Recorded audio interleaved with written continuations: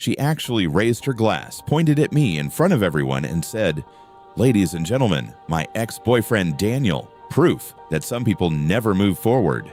The whole ballroom laughed. I stood there in a cheap blazer, holding a glass of water, while 500 rich strangers looked at me like I was tonight's entertainment. She smirked. "Don't be shy, Daniel. You came all this way. At least let people see what I escaped." I should have walked out. Instead, I smiled, because in less than 10 minutes, I was about to own the room she thought she ruled. But before I tell you what happened next, hit that like button if you love stories where karma arrives dressed in silence. And subscribe, because this one gets wild.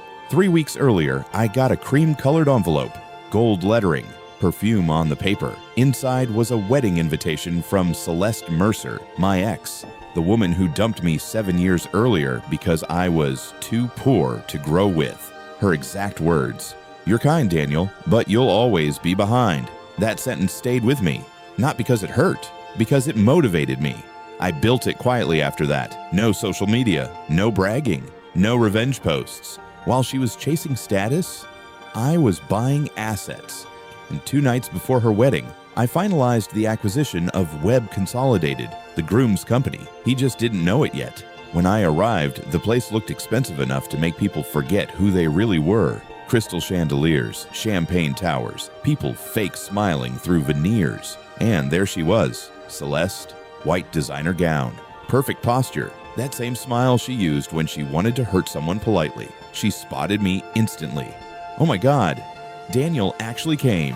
Her friends turned. One whispered, "That's him." Celeste laughed. "Yes, be nice. He's had a hard life." More laughter. I nodded once. "Congratulations, Celeste." She leaned closer. "Are you still wearing discount blazers?" I looked down at my jacket. "Only for weddings." Her smile twitched. That was the first crack. Then Marcus Webb approached, tall, silver-haired, the kind of confidence money rents to mediocre men. He shook my hand like he was doing charity work. "Daniel, right? Celeste mentioned you." "I'm sure she did." He chuckled. "No hard feelings, I hope. Life works out how it should." I looked him dead in the eye. "Sometimes." He patted my shoulder. "Enjoy the food. It's probably not the kind of place you usually get invited to." I almost laughed because I had approved the catering budget last week. He just didn't know it. Dinner started. Halfway through the first course, Celeste stood for a toast. She tapped her glass. "I'd like to thank everyone who supported me on my journey." She looked right at me, especially those who showed me what I did not want. The room exploded laughing. Someone even clapped. Then she added, "Daniel, don't worry. There's someone for everyone." That one hit the room hard. People were grinning. Phones were out. They thought I was finished. I slowly stood, raised my glass, and said, "You're right, Celeste." The room quieted. There is someone for everyone. I looked at Marcus. Sometimes it's a lawyer. Now nobody laughed. Marcus frowned. "What does that mean?" I smiled. "It means check your email." He scoffed. "This isn't the time." "No," I said. "The time was 11:47 p.m. 2 nights ago." Now his face has changed, just slightly. Celeste looked between us. "What is he talking about?" Marcus forced a smile. "Nothing. Sit down, Daniel." I stayed standing. I'd rather stand. It's a better position when making announcements. I pulled out my phone, hold it up. "Would you like me to read the subject line?" Marcus stepped forward. "Enough." Too late. I read it anyway. Confirmation of controlling interest transfer. Web Consolidated. Gasps. The room turned. Marcus whispered, "You son of a..." I leaned in. "Careful. You're talking to the owner." Celeste's champagne glass slipped from her hand and shattered. Perfect timing. Marcus grabbed my arm. "You can't do this here." "I already did." "You blindsided me." I laughed once. "No, Marcus, I sent notices. You ignored them." Celeste stared at him. "Marcus, what is he saying?" He didn't answer. She grabbed his jacket.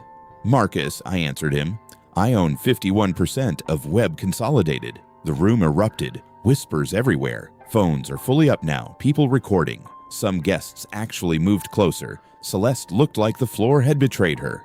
"No," she whispered. I looked at her calmly. "You wanted everyone to see where you arrived." I paused. "So did I." Then an older man rose from the family table. "Gerald Webb." Marcus's father, founder of the company. He looked furious. At 51%. That means you sold shares I told you never to touch. Marcus froze. The room froze with him. Gerald stepped closer. Did you mortgage my company for this wedding? Celeste turned pale. What? Marcus stammered. It was temporary. Gerald shouted. You used company equity to fund a party? Dead silence. Even the band stopped. Celeste backed away from Marcus. You told me you were worth hundreds of millions. Marcus snapped. I was before tonight. She looked at me, then at him, then back at me. The realization hit her in layers. She didn't marry up. She married down and mocked the man who had actually risen. She whispered, Daniel, why didn't you tell me? I looked at her. Because people who only respect success don't deserve early access to it. That line hit like thunder. If you're still watching, comment karma below, because this story is far from over. Marcus tried one last move. You think you've won? I stepped closer. No. Then I handed him an envelope. What's this? Your termination package. His hands shook, opening it. You can't fire me at my wedding. I shrugged. You're right. I looked at Gerald. He can. Gerald took the envelope, signed it on Marcus's back, and handed it back. Now he's fired. The room exploded. Somebody literally yelled, No way! Guests were leaving. The staffs were whispering. Marcus was shouting into a dead phone. Celeste approached me alone. For the first time in her life, she looked uncertain. Daniel. Yes? I made a mistake. I nodded. You made several. Tears formed in her eyes. Can we talk sometime? I adjusted my cuff. We are talking. Then I walked past her and kept walking because some doors only open once. That night, I left before dessert. Best decision of the evening. If you enjoyed this story, hit like, subscribe, and comment. Quiet success hits differently because sometimes the best revenge is letting people underestimate you right until the moment they can't. And trust me, they never recover from that.